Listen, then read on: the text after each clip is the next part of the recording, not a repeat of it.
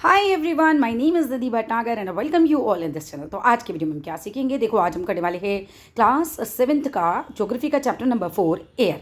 तो चलो without delay अपनी वीडियो को शुरू करते हैं। एनसीईआरटी की बुक से लिया गया है।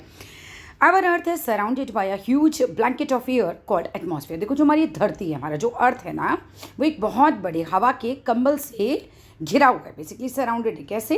ये अर्थ है तो यहाँ पर पूरा हवा हवा हवा हवा हवा ही है। उस तरीके से इसने हवा ने हमारी पूरी अर्थ को कवर कर रखा है। तो इसीलिए बोला जा रहा है कि भाई ब्लैंकेट ऑफ एयर, यानी कि हवा के कंबल से जो हमारा पूरा धरती है वो घिरा हुआ है, जिसे हम क्या कहते हैं, हमारा क्या है, ये एटमॉस्फेयर है। All living beings on this earth depend on the atmosphere for their survival. चाहे जो भी हो, चाहे वो जानवर हो, इंसान हो, कीड़े मकोड़े हो, जो भी लिविंग बींग्स हैं वो सब क्या है भाई, अर्थ पर डिपेंड करते हैं। किस चीज़ पर? अपने सर्वाइवल के लिए एटमॉस्फेयर पे। जैसा एटमॉस्फेयर होगा वैसे ही उनकी लाइफ पर प्रभाव पड़ेगा। राइट, नेक्स्ट आ जाओ। It provides us the air we breathe. आप देखो एटमॉस्फेयर हमें क्या प्रोवाइड करता है? हवा, जो हम जिसकी हम सांस लेते हैं, बेसिकली अंदर ब्रीथ इन करते हैं। And protect us from the harmful effects of the sun rays. अब होता क्या है, ये देखो तुम्हारी अर्थ है, ये पूरा कंबल ओढ़ रखा है एटमॉस्फेयर का। अब सूरज से किरण आएगी, ठीक है, सूरज से हार्मफुल रेज आती हैं, तो ये जो लेयर्स हैं ये डायरेक्ट रेज को नहीं पहुंचने देती हैं, एटमॉस्फेयर के अंदर क्रॉस नहीं करने देती, और इस तरीके से हमें सेव रखती हैं harmful effects of the sun rays से। Without this blanket of protection, अगर ये ब्लैंकेट वाला प्रोटेक्शन नहीं मिलेगा ना, we would be baked alive, हम बिल्कुल जिंदा ही जल जाएंगे। By the heat of the sun, किस चीज़ से जल जाएंगे? जिस सन से इतनी ज़्यादा हीट आती है ड्यूरिंग द डे।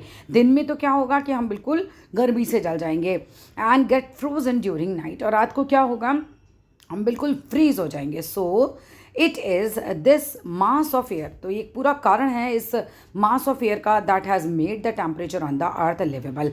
तो इसी की वजह से क्या होता है कि अर्थ का टेम्परेचर एटमॉस्फेयर की वजह से ही ऐसा बना रहता है कि आप जो हैं यहाँ पर जीवित रह पाते हैं और सर्वाइव कर पाते हैं। आप देखो ये ऐसा कैसे होता है, ये देखो ये हमारी अर्थ है और ये पूरा एटमॉस्फेयर है, हवा का कंबल है, ठीक है। अब सूरज से कुछ किरणें आती हैं, ठीक है। अब किरणें जो अच्छी होती हैं, बेसिकली हमारे लिए कहना चाहिए, मैं बहुत सिंपल भाषा में समझा रही हूँ, तो उसको ये अंदर आने देती हैं, ठीक है। अब ये दिन में हीट अंदर आ गई, जो हार्मफुल है इसने रोक लिया, लेकिन रात को पूरी हीट को बाहर नहीं निकलने देती। रात को क्या होगा, अगर पूरी हीट बाहर निकल जाएगी तो फिर हम बर्फ़ से जम जाएंगे, है ना, बिल्कुल बहुत ज़्यादा ठंड हो जाएगी। तो एक तरीके का ग्रीन हाउस इफेक्ट ये बना के रखती हैं, और थोड़ा सा वार्मथ जो है रात को भी यहाँ बना रहता है धरती पर। इसकी वजह से हम सर्वाइव कर पाते हैं, नहीं तो इतना ठंडा हो जाएगा ये कि आप यहाँ सर्वाइव नहीं कर पाएंगे। और अगर ये एटमॉस्फेयर नहीं हो तो दिन में इतनी ज़्यादा हीट अंदर आ जाएगी एकदम से ही कि आप जो हैं बेसिकली जल जाएंगे। राइट, तो एटमॉस्फेयर इस तरीके से हमको मदद करता है। अब आइए कंपोजिशन ऑफ एटमॉस्फेयर। एटमॉस्फेयर जो है किन किन चीज़ों से मिलकर बना हुआ है, क्या कंपोजिशन है? Do you know that the air we take in while breathing is actually a mixture of many gases. भाई क्या आपको पता है जो एयर हम अपने अंदर लेते हैं, सांस लेने के दौरान, एक्चुअली वो क्या है, वो मिक्सचर है बहुत सारी गैसेस का। कोई एक गैस तो है नहीं उसके अंदर, हम जो अंदर ले रहे हैं वो कोई एक गैस नहीं है, वो मिक्सचर है बहुत सारी गैसेस का। Nitrogen and oxygen are two gases which make up the bulk of the atmosphere. देखो नाइट्रोजन और ऑक्सीजन सबसे ज़्यादा, हम कह सकते हैं नाइट्रोजन और ऑक्सीजन दो गैसेस ऐसी हैं जो बनाती हैं बल्क ऑफ द एटमॉस्फेयर, मतलब एटमॉस्फेयर में सबसे ज़्यादा हैं। Carbon dioxide, helium, ozone, argon and hydrogen are found lesser quantities. ये सब बिल्कुल अच्छे से पॉइंट बना बना के याद कर लेना कि भाई कौन सी ज़्यादा हैं कौन सी कम है। तो कौन सी कम है? हीलियम कम है, ओजोन कम है, आर्गन कम है, हाइड्रोजन कम है। तो ये लेसर क्वांटिटीज़ में होते हैं। अपार्ट फ्रॉम दीज, इन गैसेस के अलावा, apart from these gases means इन गैसेस के अलावा tiny dust particles are also present in the air. हवा में छोटे छोटे छोटे छोटे डस्ट पार्टिकल्स भी होते हैं, ठीक है, वो भी प्रेजेंट होते हैं। The pie chart gives you the percentage of different constituents of air. तो ये जो पाई चार्ट है ना, ये आपको बताता है कि भाई किन किन चीज़ों से मिलकर हवा बनती है। तो 21% तो उन्होंने क्या दे दिया हमें, ऑक्सीजन, 78% नाइट्रोजन। तो ये तो दो मेन गैसेस हो गई। अभी क्वेश्चन आए तो कोशिश करना कहीं ना कहीं बस इस तरीके से पाई चार्ट बना दो, बिकॉज इससे ना नंबर अच्छे मिल जाते हैं। नहीं भी पाई चार्ट पूछा है ना अलग से, तो भी अगर आपको कुछ मिक्सचर वगैरह पूछा जाए, एटमॉस्फेयर से रिलेटेड क्वेश्चन आए, तो कहीं ना कहीं कोशिश करो कि इसको ऐड ऑन कर दो तुम। अब कार्बन डाइऑक्साइड गैस कितनी है? 0.03%, बिल्कुल। आर्गन कितनी है? 0.93%, और ये परसेंटेज आप अपनी एनसीईआरटी से ही याद कीजिएगा। ऑल अदर गैसेस कितनी है 0.04%। यहाँ तक क्लियर है। चलो आगे देखते हैं। Nitrogen is the most प्लेंटिफुल gas in the air. अब नाइट्रोजन हम कह रहे हैं कि भाई सबसे ज़्यादा हमें दिख रही है ना 78% है, तो सबसे ज़्यादा है। व्हेन वी इनहेल, जब हम अंदर सांस लेते हैं, we take some amount of nitrogen, हम कुछ अमाउंट में नाइट्रोजन भी लेते हैं इनटू आवर लंग्स, है ना, हमारे लंग्स में कुछ नाइट्रोजन भी जाती है, एंड एक्सेल इट, और फिर हम उसको बाहर छोड़ देते हैं। But plants need nitrogen for their survival. लेकिन प्लांट्स जो हैं उनका सर्वाइवल नाइट्रोजन के बिना हो ही नहीं सकता, उनको तो नाइट्रोजन चाहिए ही चाहिए। अभी पहले ये जो साइड वाले है ना, डू यू नो वगैरह, ये हम लास्ट में एक बार में ही कवर कर लेंगे।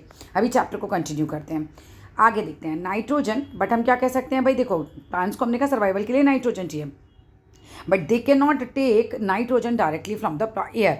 अब प्लांट्स का क्या है कि जैसे डायरेक्टली नहीं यूज़ कर सकते एयर से। सो बैक्टीरिया, राइजोबियम बैक्टीरिया होता है वैसे ये bacteria that live in the soil, जो कि मिट्टी में रहता है, and roots of some plants, कुछ प्लांट्स के जड़ों में रहता है, take nitrogen from the air. तो क्या करता है वो, नाइट्रोजन लेता है एयर से and changes it from, so that, इस तरह की फॉर्म में चेंज कर देता है, so that plants can use it, कि प्लांट्स इसको यूज़ कर पाएँ। Oxygen is the second most प्लेंटिफुल gas in the air.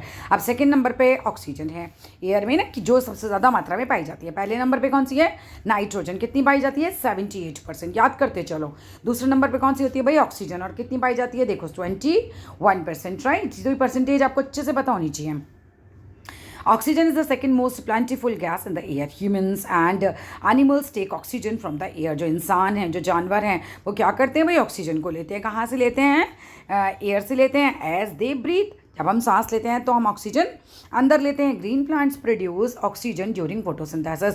Simple सी बात है, आप लोगों को सभी को पता है कि भाई फोटोसिंथेसिस जब होता है, यानी कि पेड़ पौधे जब अपना खाना बनाते हैं in the presence of sunlight, है ना, और किसकी वजह से, जो कि पौधों में क्लोरोफिल प्रेजेंट होता है, उसकी वजह से, मतलब मेन वजह यही होती है कि सनलाइट को वो ट्रैप कर लेता है अपने अंदर क्लोरोफिल, उसकी वजह से पौधे जो है अपना खाना बना पाते हैं। तो जब फोटोसिंथेसिस होता है ना, तो ग्रीन प्लांट्स तब प्रोड्यूस करते हैं ऑक्सीजन को, ठीक है। जैसे हम ब्रीथ आउट करते हैं कार्बन डाइऑक्साइड, वो ब्रीथ आउट करते हैं एक तरीके से oxygen. In this way oxygen content in the air remains constant. और इस तरीके से क्या होता है, ऑक्सीजन जो है हवा में बनी रहती है, ख़त्म नहीं होती है। इफ़ वी कट ट्रीज, अगर हम पेड़ों को काट दें, then this balance get disturb, है ना, सीधी सी बात है कि बैलेंस जो है ये कैसा हो जाएगा भाई, बिल्कुल डिस्टर्ब हो जाएगा। Carbon dioxide is another important gas. Carbon dioxide भी जो है एक दूसरी इंपॉर्टेंट गैस है। ग्रीन प्लांट्स यूज़ करते हैं कार्बन डाइऑक्साइड को टू मेक देयर फूड। हरे पेड़ पौधे कार्बन डाइऑक्साइड गैस को यूज़ करते हैं अपना खाना बनाने के लिए। एंड रिलीज क्या करते हैं, ऑक्सीजन, है ना, बाहर क्या निकालते हैं भाई, हरे पेड़ पौधे ऑक्सीजन निकालते हैं। Humans and animals release carbon dioxide gas. अब जो इंसान होते हैं और जो जानवर होते हैं वो कौन सी गैस रिलीज करते हैं भाई, कार्बन डाइऑक्साइड गैस रिलीज करते हैं। The amount of carbon dioxide released by human, मतलब इंसान जितना कार्बन डाइऑक्साइड गैस रिलीज करता है और एनिमल्स जो रिलीज करते हैं, seems to be equal to the amount used by the plants. मतलब अभी तक तो ये बैलेंस कह रहे हैं कि भाई लगभग बना ही हुआ है कि जितना हम लोग जो हैं, हम हों या एनिमल हो, जितना हम कार्बन डाइऑक्साइड गैस बाहर निकालते हैं उतना ही प्लांट्स जो है ऑक्सीजन निकालते हैं। इस तरीके से ये बैलेंस जो है बना रहता है। लेकिन बैलेंस कब बिगड़ता है, ठीक है, however the balance is upset, कब, बाय बर्निंग ऑफ फ्यूल्स। जब हम ईंधन जलाते हैं, माने लकड़ी जलाते हैं, पेट्रोल है, डीजल है, कोई भी फ्यूल जब जलता है तो धुआं होता है, उसमें कार्बन डाइऑक्साइड होती है, तो फिर कार्बन डाइऑक्साइड गैस बढ़ जाएगी, बढ़ेगी तो बैलेंस बिगड़ जाएगा। सच अ कोल एंड ऑयल, जब हम जलाते हैं कोयला या फिर ऑयल, है ना, तब क्या होता है, ये बैलेंस बिगड़ने लगता है। ये ऐड करता है billions of tons of carbon dioxide. बहुत ज़्यादा कार्बन डाइऑक्साइड जो है वो इसमें एटमॉस्फेयर में मिल जाती है ईच ईयर, हर साल। एज अ रिजल्ट क्या हो रहा है कि the increased volume of carbon dioxide is affected the earth's weather and climate. तो अर्थ का जो वेदर और क्लाइमेट है इसकी वजह से बहुत ज़्यादा प्रभावित हो रहा है। मतलब देखो, अर्थ ना कह नहीं रही है ग्लोबल वार्मिंग हो रही है ना, बहुत ज़्यादा गर्मी बढ़ती चली जा रही है अर्थ पे, तो इन्हीं कारणों से सब कुछ हो रहा है। क्यों, क्योंकि हम जो है बाज नहीं आ रहे अपनी हरकतों से, पेड़ हम लगा नहीं रहे हैं ज़्यादा, और क्या करे जा रहे हैं हम, पेट्रोल डीजल ये सब कुछ बहुत ज़्यादा जला रहे हैं अपनी गाड़ियों में, और हम लोग कोयला जलाते हैं, हम लोग जो है जानवर और नहीं सॉरी नॉट जानवर, हम जो हैं क्या कर रहे हैं बच्चे, कोयला जला रहे हैं, लकड़ी जला रहे हैं, पेड़ों को काट रहे हैं, तो ये सारी वजह से हम ही ये वजहें हैं कि हम पूरा एटमॉस्फेयर का बैलेंस बिगाड़ रहे हैं। और फिर किसको परेशानी हो रही है इसके चक्कर में? हम ही को परेशानी हो रही है। देखो ना, अर्थ पे अब कितनी गर्मी होनी शुरू होगी। पहले नहीं होता था, पहले तो लोग क्या करते थे, छतों पे खाट बिछा के भी सो जाते थे। आज कितना मुश्किल हो गया है सब कुछ, है ना? क्यों? क्योंकि अर्थ अब बहुत ज़्यादा गर्म होती चली जा रही है धीरे धीरे। अब स्ट्रक्चर ऑफ एटमॉस्फेयर की बात करो, our atmosphere is divided into 5 layers. तो हम एटमॉस्फेयर की जो कंबल है ना हमारा, समझ लो 5 लेयर का कंबल है, ठीक है? तो वो कंबल हमको समझना है अब अच्छे से। These are troposphere, stratosphere, mesosphere, thermosphere and exosphere. एक एक करके इनकी भी बात करते हैं भाई। ट्रोपोस्फियर, ये पैराग्राफ टोटल आपको एज इट इज़ याद करना है, और जब एग्जाम में आए तो इन्हें पॉइंट बना के लिखना है। एसएसटी में जब पॉइंट बना के लिखते हो तो अच्छे मार्क्स मिलते हैं। ट्रोपोस्फियर, पहली लाइन क्या बनाओगे भी? This layer is the most important layer of the atmosphere. कि भाई ट्रोपोस्फियर जो है वो एटमॉस्फेयर की सबसे इंपॉर्टेंट लेयर है। ट्रोपोस्फियर एटमॉस्फेयर की सबसे इंपॉर्टेंट लेयर है। Its average height is 13 kilometre. इसका एवरेज हाइट है 13 किलोमीटर का। The air we breathe exist here, जो हम हवा है ना, जो हम ब्रीथ करते हैं, जो हम लेते हैं अपनी बॉडी के अंदर, वो इसी ट्रोपोस्फेयर में होती है, एग्जिस्ट करती है इसी लेयर में। Almost all the weather phenomena like rainfall हो गया, fog and hail storm occurs in this layer. तो ये सब कुछ जो है इसी लेयर में होता है। जो आपकी रेनफॉल होती है ना, इसी लेयर में होती है। जो आपके ओले गिरते हैं, जो आपका कोहरा होता है, वो सब इसी लेयर में होता है। तो कितने पॉइंट बन गए हमारे? देखो, पहला पॉइंट है this layer is the most important layer of the atmosphere. दूसरा बन जाएगा point the average height is 13 kilometre, ठीक है? तीसरा पॉइंट बनेगा the air we breathe exist here. चौथा पॉइंट बनेगा almost all the weather phenomena like rainfall, fog, hailstorm occurs in this layer. इस तरह से अलग अलग पॉइंट बना के लिख देना and then you are gonna to get full marks. Next बात पे आओ स्ट्रेटोस्फियर की। अबव द ट्रोपोस्फियर, ट्रोपोस्फियर के ऊपर एक तरीके से लाइज द स्ट्रेटोस्फियर। अब देखो, हम तो हैं ट्रोपोस्फियर के सबसे पास, लाइक अब आ जाओ स्ट्रेटोस्फियर उसके ऊपर होती है। It extends up to the height of 50 kilometre. अब इसका हाइट थोड़ा और ज़्यादा हो गया। देखो यहाँ पर ये 13 किलोमीटर पे, ठीक है? और ये अब 50 किलोमीटर दूर हो गया हमसे, यानी कि नेक्स्ट लेवल पे पहुंच गए हम। This layer is almost free from clouds and associated weather phenomena. यहाँ पर बादल नहीं है, ऐसा कोई क्लाउड्स, वेदर, ये वाला फिनोमिना यहाँ पर नहीं होता। ऑलमोस्ट फ्री है ये जगह यहाँ से, है ना? Making conditions most ideal for flying aeroplanes. अब इस तरह से, क्योंकि यहाँ पर बादल, बारिश ये सब नहीं है, तो एरोप्लेन उड़ाने के लिए ये वाली लेयर ज़्यादा बेटर है। कितनी किलोमीटर दूर है ये? 50 किलोमीटर, राइट? सो मैम पूछ सकती हैं भाई एरोप्लेन उड़ाने के लिए कौन सी लेयर ज़्यादा बेटर होती है? तो स्ट्रेटोस्फियर ज़्यादा बेटर होती है। क्यों ज़्यादा बेटर होती है? क्योंकि यहाँ पर वेदर फिनोमिना नहीं होता है ना, यहाँ पर क्लाउड्स वगैरह का इन सब से फ्री होती है, ठीक है? तो this layer is almost free from clouds and associated weather phenomena, right? तूफान आ रहा है, बारिश आ रही है, इन सब से बची रहती है थोड़ा सा। Our important features of stratosphere is that it contains a layer of ozone gas. अब इसके अंदर होती है ओजोन गैस, ठीक है? We have just learn how it protect us from the harmful effect of the sun rays. अब ozone gas जो है वो हमें सन की रेज को हमारे तक डायरेक्ट आने नहीं देती और हमको उसके हार्मफुल इफेक्ट से बचा के रखती है। तो ये चीज़ हमने पढ़ी लिया। अभी ओजोन में भी तो कह रहे हैं ना, ओजोन लेयर में भी क्या हो रहा है? छेद होने लग गया। और अगर ज़्यादा बढ़ गया ये, क्यों हो गया ये छेद? गर्मियों की वजह से। बहुत ज़्यादा गर्मी जो पड़ रही है, एक तरीके से एटमॉस्फेयर जो हम गंदा कर रहे हैं ना, उसकी वजह से। और अगर समझो कि यहाँ होल हो गया, तो यहाँ से क्या होगा? हार्मफुल किरणें धरती पर आएंगी, और धरती पर आएंगी तो क्या करेंगी? ये पता है ना आपको कि भाई यहाँ पर बहुत ज़्यादा गर्मी बढ़ जाएगी, हार्मफुल रेज होंगी, तो ऑब्वियसली इन लोगों को बहुत ज़्यादा नुकसान होने वाला है इस चीज़ का। अब आइए मेसोस्फीयर की बात करते हैं। तो मेसोस्फीयर क्या है? This is the third layer of the atmosphere. पहली लाइन तो यही बन जाएगी। नेक्स्ट बनाओ, it lies above the stratosphere. तो ये स्ट्रेटोस्फीयर के भी ऊपर होती है। कितने किलोमीटर पे होती है? तीसरा पॉइंट आप ये बना देना। तो it lies above the stratosphere, it extends up to the height of 80। पहली 13 पे थी, दूसरी 50 पर थी, तीसरी 80 पर है। इतनी दूर है हमसे। मेसोस्फीयर जो मेट्रॉइड्स होते हैं ना, यहीं पर ही बर्न होते हैं। जो स्पेस से मेट्रॉइड्स वगैरह गिरते हैं, आते हैं यहाँ पर, तो वो यहाँ आते ही क्या हो जाता है? इस लेयर में आते हैं और एंटर होते ही जो है मेट्रॉइड्स, मेसोस्फीयर, MMC याद कर लो, वो यहाँ पर बर्न हो जाते हैं। नेक्स्ट है जो थर्मोस्फीयर की बात करते हैं। In thermosphere temperature rises very rapidly. Thermosphere में क्या होता है? टेम्परेचर जो बढ़ जाता है बहुत तेजी से, जैसे जैसे इंक्रीज होती है हाइट इसकी, ठीक है? लोनोस्फीयर इसी का पार्ट है। अब मैम पूछ सकती है अभी शॉर्ट में भी, लोनोस्फीयर कौन सी लेयर का पार्ट है? तो थर्मोस्फीयर का पार्ट है। इट एक्सटेंड्स बिटवीन, ये कहाँ तक फैला हुआ है? 800 to 400, 80 से 400, नॉट 800, 80 से 400 किलोमीटर तक पूरा यही फैला हुआ है। पहला 13 तक था, फिर दूसरा 50 तक था, तीसरा लेयर 80 तक था, और चौथा कहाँ है? 80 से 400 तक पूरा यही फैला हुआ है। This layer helps in radio transmission. ये लेयर मदद करती है रेडियो ट्रांसमिशन में। इनफैक्ट रेडियो वेव्स जो ट्रांसमिटेड होती हैं from the earth are reflected back to the earth by this layer, इसी लेयर के द्वारा ये रिफ्लेक्ट करती हैं बैक टू द अर्थ। अब एग्जॉस्फेयर की बात करो, the uppermost layer of the atmosphere is known as exosphere. जो अपर मोस्ट लेयर होती है ना अर्थ की, वो होती है हमारी एग्जॉस्फेयर, ठीक है। This layer has a very thin air. अब इसके अंदर होती है बहुत पतली हवा। लाइट गैसेस लाइक हीलियम है, हाइड्रोजन है, वो फ्लोट करती है into the space from here, है ना। स्पेस में यहीं से ही ये फ्लोट करती है। अच्छे से याद कर लेना एक एक पॉइंट को। अब बात करते हैं वेदर एंड क्लाइमेट। ये साइड पॉइंट हम लास्ट में कवर करेंगे, ठीक है।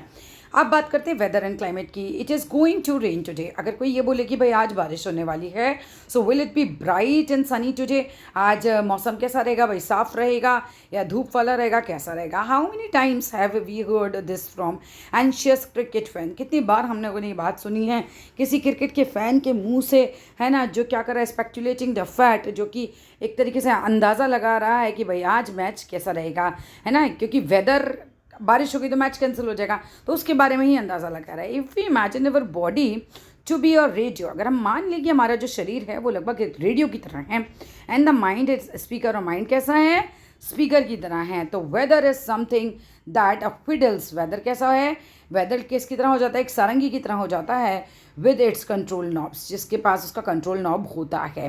Weather is this hour to hour day to day condition. Basically आपको याद तो यही करना है। देखो मैं नॉर्मल भाषा में समझा देती हूँ। पहले वेदर और क्लाइमेट में क्या अंतर होता है। आज का वेदर कैसा है, आज बारिश होगी तो वो बारिश वाला वेदर है, या धूप निकलने वाला वेदर है, या ठंडा है या गर्म है, ये आज कल की बात है। थोड़ी देर में हो सकता है वेदर चेंज हो जाए, लेकिन क्लाइमेट क्या होता है, वो डे टू डे कंडीशन नहीं होती है। क्लाइमेट इज समथिंग जो बना रहता है। जैसे हम बोले कि पहाड़ों का क्लाइमेट कैसा होता है, तो हम बोलेंगे ठंडा होता है, ठीक है। हम बोले रेगिस्तान का क्लाइमेट कैसा होता है, आप बोलोगे गर्म होता है। क्यों? क्योंकि वो बना ही रहता है, वैसा ही रहता है। तो लॉन्ग टर्म जैसा वेदर बना रहे उसी को हम क्लाइमेट बोल देते हैं, और डे टू डे जो चेंज होता रहता है उसी को हम वेदर बोल देते हैं। आई होप समझ आ गया होगा। इसका डिफरेंस लिखने के लिए आता है एग्जाम में, पॉइंट्स बना लेना अपने नोट्स में, फिर लिखना है इसे। सो क्या होता है, weather is hour to hour, day to day condition है, जो आज कैसा है तो कल कैसा हो सकता है, चेंज हो सकता है। हॉट और ह्यूमिड वेदर में मेक वन टेरेबल, है ना, बहुत ही ख़राब भी हो सकता है। हॉट एंड ह्यूमिड वेदर आदमी के लिए भयानक हो सकता है, मतलब इरिटेबल जैसे बोल सकते हैं, नॉट भयानक, इरिटेबल, है ना। बहुत इरिटेटिंग है यार, बहुत गर्मी हो रही है, बहुत चिपचिपाहट हो रही है, तो फिर आपको अब बहुत इरिटेट होते हैं। और प्लेजेंट और ब्रीजी वेदर कैसा कर सकता है, आपको चेयरफुल कर सकता है ना। बहुत अच्छा नहीं लगता है जिस दिन मौसम बहुत अच्छा होता है, एकदम आपको मज़ा सा आता है। And even plan for an outing, और हम लोग क्या कर लेते हैं उस समय, है ना, चलो भाई आउटिंग पे चलते हैं, आज वेदर बहुत अच्छा। ये नहीं बोलते क्लाइमेट अच्छा, हम क्या बोलते हैं, आज वेदर बहुत अच्छा, क्योंकि वेदर इज समथिंग जो कि चेंज हो जाता है। वेदर कैन चेंज ड्रामेटिकली, है ना, थोड़ी देर में बारिश आई, थोड़ी देर में धूप निकले, सो ड्रामेटिकली चेंज हो सकता है फ्रॉम डे टू डे। हाँ एवर फिर भी the average weather condition of a place for a long period of time represents the climate of a place, है ना। बहुत लंबे समय तक अगर वही चीज़ चलती रहेगी तो वो क्लाइमेट कहलाती है। नाउ डू यू अंडरस्टैंड, क्या आप समझते हैं why we have daily weather forecast. भाई क्यों होता है डेली वेदर फोरकास्ट। टेम्परेचर की बात करो, the temperature you feel every day, वो टेम्परेचर जो आप रोज़ फील करते हो is the temperature of the atmosphere, वो टेम्परेचर होता है एटमॉस्फेयर का। The degree of hotness and coldness of the air is known as temperature, कि भाई हवा कितनी गर्म है, हवा कितनी ठंडी है, उसी के हिसाब से हम कहते हैं कि भाई टेम्परेचर कैसा है। The temperature of the atmosphere changes not only between day and night, temperature बदलता रहता है केवल दिन और रात में ही नहीं, but from seasons to season, है ना। हर मौसम का टेम्परेचर अलग होता है। समर्स कैसे होते हैं, समर्स में टेम्परेचर कैसा रहता है भाई, ज़्यादा रहता है, तो समर्स होते हैं हॉटर। और विंटर्स में टेम्परेचर कैसा होता है, कम होता है, नहीं 1 डिग्री हो गया, 2 डिग्री हो गया, कभी कभी किसी किसी जगह तो माइनस में भी चला जाता है। तो जितना टेम्परेचर कम होता है उतनी ज़्यादा ठंड होती है। An important factor that influences the distribution of temperature is insolation. Insolation का क्या मतलब होता है, insolation is incoming solar energy जो intercepted by the earth. Basically क्या होता है, एक important factor हम ये कह रहे हैं कि सूरज की जैसे किरणें आई धरती पर, ठीक है, तो कितनी गर्मी धरती ने सोख ली बेसिकली, है ना, कितनी धरती ने गर्मी पकड़ ली, मीन्स सोख ली अपने अंदर। The amount of insolation decreases from the equator. अब क्या होता है टूवर्ड्स द पोल, बेसिकली देखो ये समझो, जैसे ये अर्थ है, ये इक्वेटर है। अब यहाँ पर क्या होगा, बहुत ज़्यादा गर्मी होती है। इक्वेटर या उसके आसपास जो भी कंट्रीज़ हैं, जो भी जगहें हैं, यहाँ पर होता है बहुत गर्म। क्यों? क्योंकि यहाँ पे इंसुलेशन ज़्यादा होता है। बेसिकली सूरज की किरणें आती हैं और एब्जॉर्ब ज़्यादा होती हैं। जितना आप इक्वेटर से पोल्स की तरफ जाओगे उतना ही मौसम ठंडा मिलता चला जाएगा आपको। क्यों? क्योंकि वहाँ पे इंसुलेशन कम होगा, वहाँ पे धरती गर्मी कम सोखती है। तो जितना पोल्स तो बिल्कुल ही फ्रीज जोन हो जाते हैं। ये समझ में आ रहा है? तो वही तुम्हें बात समझा रहे हैं कि an important factor that influences the distribution of temperature is insulation. And insulation is the incoming solar energy जो आ रही है, जो कि इंटरसेप्ट की जाती है, intercepted by the earth, right. चलो आगे देखते हैं। The amount of insulation decreases from the equator, है ना। कहाँ पर डिक्रीज हो जाता है? Towards the pole. इक्वेटर पे सबसे ज़्यादा रहता है, पोल्स पे सबसे कम रहता है। देयरफॉर इसी वजह से the temperature decreases in the same manner, और इसी तरीके से टेम्परेचर भी इसी मैनर में डिक्रीज हो जाता है। नाउ डू यू अंडरस्टैंड, क्या आप समझते हैं why poles are covered with snow, के पोल्स जो हैं वो स्नो से क्यों कवर रहती हैं? क्यों? क्योंकि वहाँ पे इंटरसेप्शन कम होता है। If the earth temperature rises too high, अगर समझो कि अर्थ का टेम्परेचर बहुत ज़्यादा हो जाए, टू हाई हो जाए, बहुत गर्म हो जाए, तो it would become too warm, है ना। टेम्परेचर ज़्यादा हो जाएगा तो वो कैसी बन जाएगी भाई? बहुत वार्म हो जाएगी। From some crops to grow, और क्या होगा, कुछ तो फसलें ऐसी होंगी कि वो ज़्यादा ही जल ही जाएंगी बिल्कुल। तो temperature in cities is much higher than that of villages. क्यों ऐसा होता है कि जो शहर होते हैं उसमें गर्मी ज़्यादा होती है और गाँव जो होते हैं वो थोड़े ठंडे होते हैं, इसलिए ऐसा होता है। क्योंकि शहर में देखो गाड़ियाँ ज़्यादा चलती हैं, गाड़ियाँ चलती हैं, उसके अंदर से कार्बन डाइऑक्साइड गैस निकलती है या गंदी गैसें निकलती हैं। अब क्या हो रहा है, उसकी वजह से एटमॉस्फेयर जो है गर्म होता चला जा रहा है। भीड़ भी ज़्यादा होती है, शहर में ज़्यादा लोग होते हैं तो भीड़ भी ज़्यादा होती है। जहाँ ज़्यादा लोग होते हैं वहाँ पर वैसे भी गर्मी ज़्यादा होती है। नेक्स्ट बात, एक और पॉइंट आ जाता है कि भाई गाँव में पेड़ पौधे ज़्यादा होते हैं, शहर में लोग कम पेड़ पौधे लगाते हैं, खुद को रहने को जगह नहीं है लोगों को। तो क्या होता है, पेड़ पौधे कम होंगे, पेड़ पौधे कम होते हैं तो फिर ऑब्वियस सी बात है कि हीट बढ़ जाती है। तो इन सब वजहों से गाँव जो होते हैं वो ठंडे ज़्यादा होते हैं शहर के मुकाबले। द कॉन्सेंट्रेट एंड मेल्ट नहीं the concrete and metal in building and an asphalt of road gets heats up during the day. अब होता क्या है, शहर में गर्मी का एक और आपको कारण बता रखा है कि जो हमारे घर होते हैं कॉन्क्रीट सीमेंट वगैरह के बने होते हैं बेसिकली, है ना, कॉन्क्रीट के बने होते हैं और मेटल वगैरह इसके अंदर लगा होता है। और मेटल का आपको पता है ना, गर्म जल्दी हो जाता है, तो धूप पड़ेगी तो क्या होगा, वो गर्म जल्दी हो जाते हैं ऐसे घर, है ना। रोड पे भी जो असफल्ट पड़ा होता है जिससे रोड बनी हुई है वो भी गर्म हो जाता है। तो इन सब से हीट निकलती है, फिर ये सब हीट ज़्यादा एब्जॉर्ब करते हैं, हीट निकलती है, इसकी वजह से this heat is released during the night. अब रात को ये हीट जो है वो रिलीज हो जाती है यहाँ से। Now the crowded high rise buildings of the cities trap the warm air. अब और क्या होता है, इसके अलावा वो कह रहे हैं कि ऑल्सो जो क्राउडेड हाई राइज बिल्डिंग्स हैं सिटीज़ की, वो गर्म हवा को बिल्कुल ट्रैप कर लेती हैं, पकड़ लेती हैं, and thus raise the temperature of the cities. इसकी वजह से शहरों का टेम्परेचर बढ़ जाता है। एयर प्रेशर की बात करो तो you will be surprise to know, तुम बहुत चौंक जाओगे सुन के, दैट एयर अबव अस, जो हवा हमारे ऊपर है, हमें प्रेस करती है with a great force to our bodies. पता है क्या होता है, बेसिकली मान लो कि इंसान की बॉडी है तो हवा आके इसे प्रेस करती है, प्रेस करेगी तो ये दबती है हमारी बॉडी। तो तुम्हें पता क्यों नहीं चलती, क्योंकि अंदर से भी एक प्रेशर बाहर की तरफ लग रहा है। इस वजह से हमारी बॉडी बैलेंस हो जाती है, नहीं तो हमारी बॉडी फट जाए अगर अंदर से प्रेशर ना लगे तो। ठीक है, ये बात ध्यान रखना, ये बहुत समझने वाली बात है इस चैप्टर में। You will be surprise to know, तुम एकदम सरप्राइज हो जाओगे जान के that the air above us presses us with great force. जो हम एयर है वो हमको काफ़ी प्रेस करती है खूब फोर्स के साथ हमारी बॉडीज़ को। हाउ एवर फिर भी we don't even feel it, हमें ये महसूस नहीं होती। This is because the air presses us from all directions, हर तरफ से हमें प्रेस करती है। And our body exerts a counter pressure, है ना, हमारी बॉडी के अंदर से भी एक काउंटर प्रेशर निकलता है। हर तरफ से बराबर का प्रेशर पड़ रहा है, अंदर से भी बराबर का प्रेशर पड़ रहा है, तो हो क्या रहा है, वो बैलेंस हो रहा है, राइट। ऐसे प्रेशर बाहर की तरफ लग रहा है, ऐसे अंदर की तरफ, बाहर अंदर प्लस माइनस माइनस होकर जीरो हो गया एक तरीके से, तो हमें कुछ पता नहीं चलता। Air pressure is defined as the pressure exerted by the weight of the air. Air pressure को हम कैसे डिफाइन करते हैं भाई, क्या है एयर प्रेशर, ये प्रेशर है जो लगता है by the weight of the air के द्वारा on the earth surface, earth के सरफेस पे।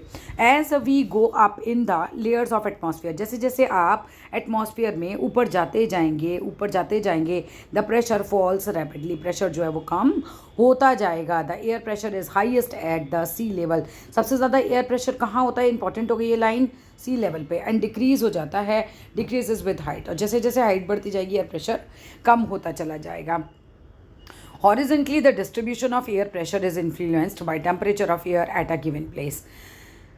Horizontally the distribution of air pressure, ये हॉरिजॉन्टली होता है इस तरीके से, हॉरिजॉन्टली, ठीक है। The distribution of air pressure is influence, प्रभाव पड़ता है टेम्परेचर पे भी हमारे, है ना। एयर का एट द गिवन प्लेस, कोई भी जगह पे उसके एयर प्रेशर का पूरा प्रभाव पड़ता है बेसिकली, ठीक है। आगे आते हैं, in areas where temperature is high, एक ऐसी जगह की बात करते हैं यहाँ पर जहाँ पर टेम्परेचर ज़्यादा है, यानी कि गर्मी ज़्यादा है।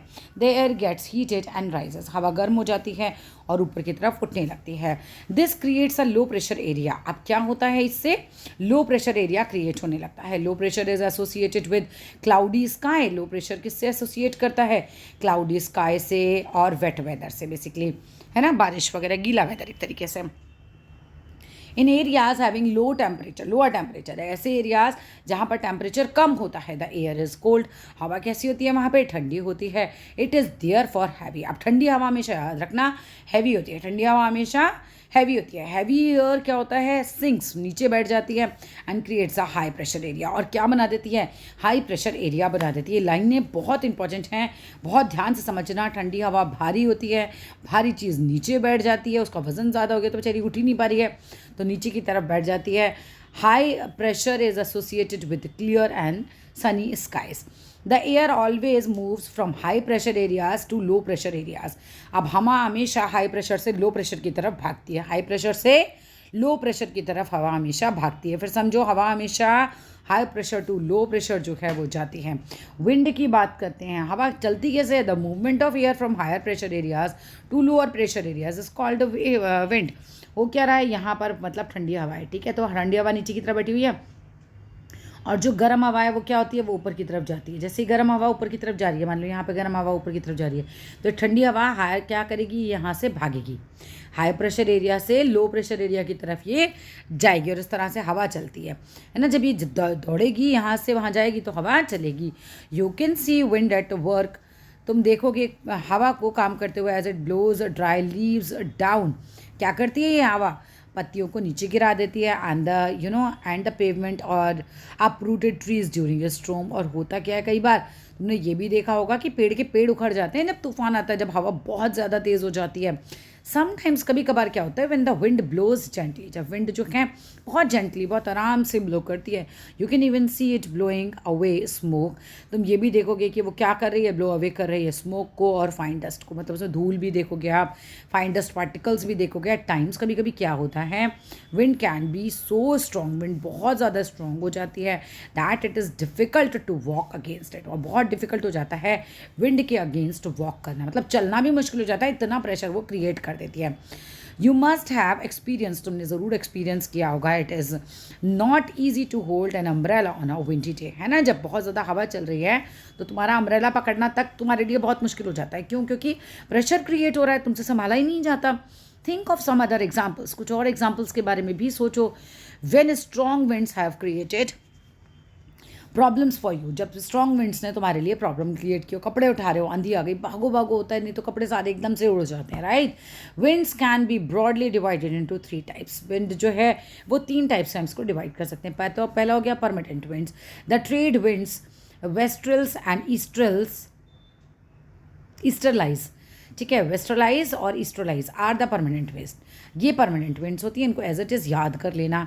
दीज ब्लो, ये ब्लो करती हैं कॉन्स्टेंटली, मतलब लगातार, थ्रू आउट द ईयर, पूरे साल, इन द पर्टिकुलर डायरेक्शन में।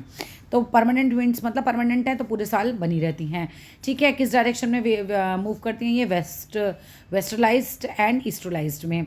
अब आ जाओ सेकंड, जो है सीजनल विंड्स हो गई हमारी, तो दीज विंड्स चेंज करती हैं अपनी डायरेक्शन को सीज़न के हिसाब से। फॉर एग्जांपल, मानसून जब आता है इंडिया में तो ये वाली सीजनल विंड्स चलती हैं। लोकल विंड्स की बात करो तो these blow only during a particular period of the day, है ना, दिन में पर्टिकुलर टाइम पे ही चलती हैं। इन स्मॉल एरियाज़ में, for example land and sea breeze, है ना, लैंड और सी ब्रीज तुमने पढ़ा है 5th क्लास में ये भी। Do you recall the hot and dry local wind, क्या तुम्हें याद है लोकल विंड्स के बारे में, जो हॉट एंड ड्राई होते हैं, कहाँ चलती हैं ये, of the northern plains of India की, इट इज़ कॉल्ड लू, है ना। हम कहते नहीं गर्मियों में लू चल रही है। अभी तुम्हें साइक्लोन के बारे में पढ़ा है, ये मैं लास्ट में लूँगी सारे ब्लैक, ठीक है ना, पहले चैप्टर कवर करते हैं। मॉइस्चर की बात करो, व्हेन वाटर इवेपोरेट्स, जब पानी इवेपोरेट करता है फ्रॉम लैंड से, ठीक है, एंड डिफरेंट वाटर बॉडीज से इट बिकम्स वाटर वेपर। हमें पता है जब पानी जो है भाप बन के ऊपर उड़ता है तो वाटर वेपर बन जाता है। Moisture in the air at any time is known as humidity. अब जो मॉइस्चर होता है ना हवा के अंदर, उसको हम कहते हैं ह्यूमिडिटी। जब ज़्यादा मॉइस्चर होगा तो हम कहेंगे ज़्यादा ह्यूमिडिटी, मतलब ज़्यादा चिपचिपाहट हो रही है। When the air is full of water vapour, जब हवा भर जाती है वाटर वेपर से, we call it a humid day. हम क्या कहते हैं कि आज का दिन कैसा है भाई, बहुत ज़्यादा ह्यूमिड है, बहुत चिपचिपाहट भरा है। As the air gets warmer, जैसे जैसे हवा जो है गर्म होती जाती है, its capacity to hold the water vapour increases, उसकी कैपेसिटी बढ़ती जाती है वाटर वेपर को होल्ड करके रखने की, and so it becomes more and more humid. तो इसकी वजह से क्या होता है, बहुत ज़्यादा गर्मी बढ़ती चली जाती है। ऑन अ ह्यूमिड डे, जिस दिन चिपचिपाहट वाला दिन होता है, clothes take longer days to dry. क्यों? क्योंकि ऑलरेडी हवा में इतनी नमी होती है, कपड़े भी नहीं सूख पाते हैं और पसीना भी ज़्यादा आता है। From our body does not evaporate, हमारा पसीना सूख भी नहीं पाता, इवेपोरेट ही नहीं होता आसानी से ह्यूमिड डे पे, तो making us feel very uncomfortable. तभी तो हमें बहुत चिपचिपाहट सी लगती है, तो हमें बहुत अनकंफर्टेबल लगता है। When the water vapour rises, जब वाटर वेपर ऊपर की तरफ बढ़ता है, इट स्टार्ट्स कूलिंग, ये ठंडा होना शुरू हो जाता है। द वाटर वेपर कंडेंसेस, पानी जो है कंडेंस हो जाता है, यानी कि भाप जो है बूंदों में बदलना शुरू हो जाती है, causing formation of droplets. Condensation की वजह से क्या होता है, इवेपोरेशन जो हो रहा है पानी का, अब वो कंडेंस होता है तो क्या होता है, कंडेंस हुआ मतलब पानी की बूंद बन जाती हैं वो। So clouds just masses of such water droplets. तो क्या होता है, धीरे धीरे ऊपर क्लाउड्स बनते जाते हैं, वाटर वेपर ऊपर गया, कंडेंस यानी कि ठंडा हुआ, बूंदें बनी, वो बूंदें इकट्ठी हुई, इकट्ठी होकर वो बादल बन गए। ठीक है, ये पूरा प्रोसेस है। Clouds are just masses of such water droplets. Clouds क्या है, बेसिकली मासेस हैं, एक तरीके से ग्रुप है, समझ लो पूरा का पूरा हिन्ना ढेर हम कह सकते हैं वाटर ड्रॉपलेट्स का। When these droplets of water becomes too heavy, और जैसे ही इनका वजन बहुत ज़्यादा हो जाता है, ये क्या करती हैं, हैवी हो जाते हैं तो फ्लोट होता है, ये एयर पे आता है, फ्लोट इन एयर। ठीक है, यानी कि प्रेसिपिटेशन होता है, यानी कि बारिश शुरू हो जाती है। Jet planes flying in the sky leave a white trail behind them. तुमने देखा होगा जब जेट प्लेन जाते हैं तो पीछे से ऐसा लगता है जैसे एक पूंछ हवा की बनती चली जा रही है। The moisture from their engines condenses, जो मॉइस्चर निकलता है ना इनके इंजन से, वही जो है वो कंडेंस हो जाता है। बेसिकली जो वाटर ड्रॉपलेट्स जो भाप निकलती है वो पानी में चेंज हो जाती है, और वो ऐसा लगता है जैसे कि हमारा पूरा क्या बन गया है, एक पूंछ बनती चली जा रही है। We see trails of this condensed moisture for some time, कुछ देर के लिए हमें दिखती है। When there is no air movement to disturb it, तब तक कुछ देर हम देख सकते हैं अगर इसे एयर जो है बहुत ज़्यादा ना चल रही हो, कोई मूवमेंट ना हो, डिस्टर्बेंस ना हो। Precipitation that comes down to the earth, बारिश जब अर्थ पर आती है इन लिक्विड फॉर्म, इसको हम रेन बोलते हैं। Most of the ground water comes from rain water, ज़्यादातर जो ग्राउंड वाटर होता है वो रेन वाटर की तरह धरती पर आता है। प्लांट्स हेल्प करते हैं प्रिजर्व करने के लिए पानी को। When trees on hill slides are cut, जब पेड़ जो होते हैं पहाड़ियों पर, when trees on hills sides are cut, जब हम पेड़ काट देते हैं ना हिल साइड्स वगैरह पे, तो rain water flows down the bare mountain. तो रेन वाटर कहाँ गिर जाता है, कि नीचे बेयर खाली माउंटेन पे गिरता है, and can cause flooding of low laying areas. और जो लो लेइंग एरियाज होते हैं नीचे की तरफ, वहाँ पे क्या होता है, पानी तो रुका नहीं है, पेड़ है नहीं, वहाँ पे काट दिया आपने तो पानी नीचे आ गया, नीचे आता है तो क्या हो जाता है, बाढ़ आ जाती है जगह जगह, ये भी होता है। On the basis of mechanism, इस मैकेनिज्म के बेस पे हम कह सकते हैं कि there are 3 types of rainfall, 3 तरीके के रेनफॉल होते हैं। The conventional rainfall, the orographic rainfall and cyclonic rainfall, 3 तरीके की रेनफॉल है, आपको याद होनी चाहिए। Rainfall is very important for the survival of plants and animals, rainfall बहुत ज़रूरी होता है प्लांट्स के और एनिमल के सर्वाइवल के लिए। It brings fresh water to the earth surface, ये अर्थ के सरफेस पे फ्रेश वाटर लेकर आता है। इफ़ रेनफॉल इज़ लेस, अगर मान लो कि बारिश कम हो तो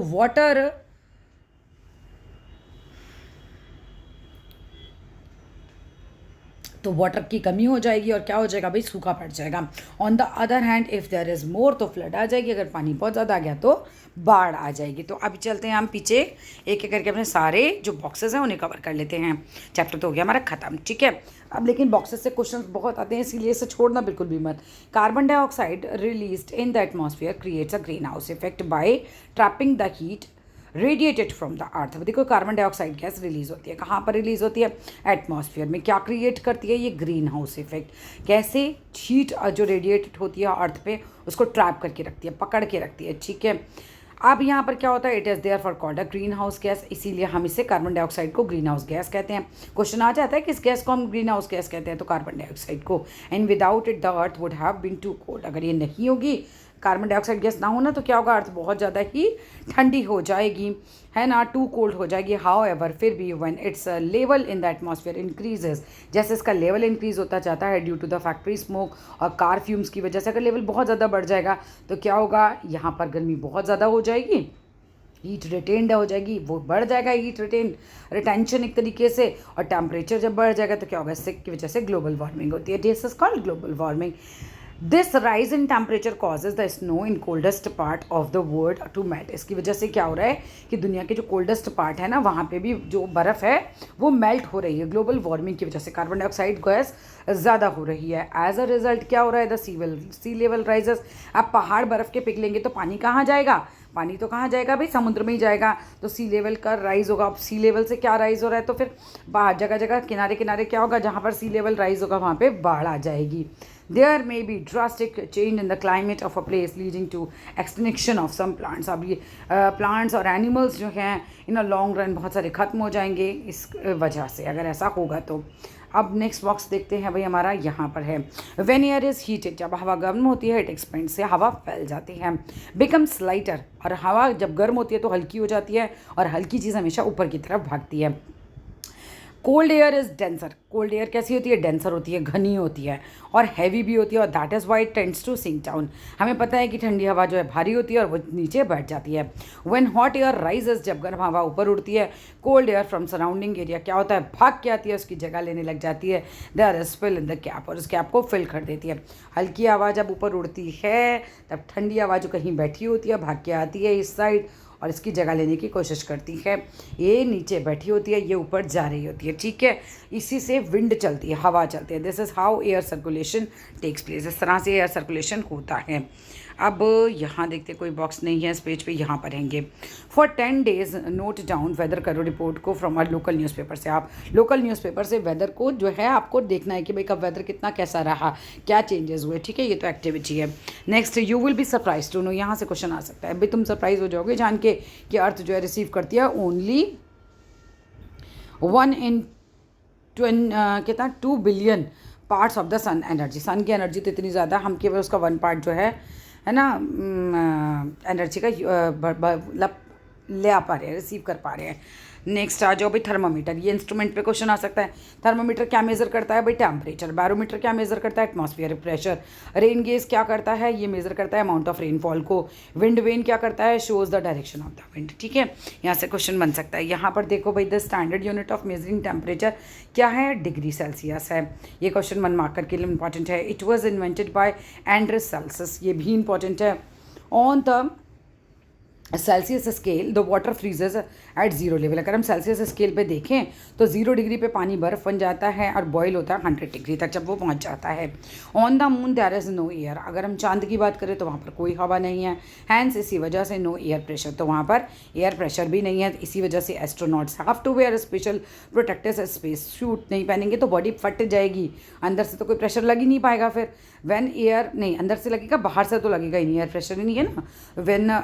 when they go on the moon, है ना, तो हम इसीलिए एस्ट्रोनॉट्स को स्पेशल प्रोटेक्टिव स्पेस सूट पहनने पड़ते हैं। If they did not wear this space suit the counter pressure exerts by the body, body के अंदर से तो काउंटर प्रेशर लगेगा ही लगेगा ना, हर जगह ही, बाहर से नहीं लगेगा तो क्या होगा, ब्लड वेसल्स जो हैं बर्स्ट हो जाएंगे एकदम, एस्ट्रोनॉट वुड ब्लीड, और एस्ट्रोनॉट्स को पूरा खून ही खून हो जाएगा।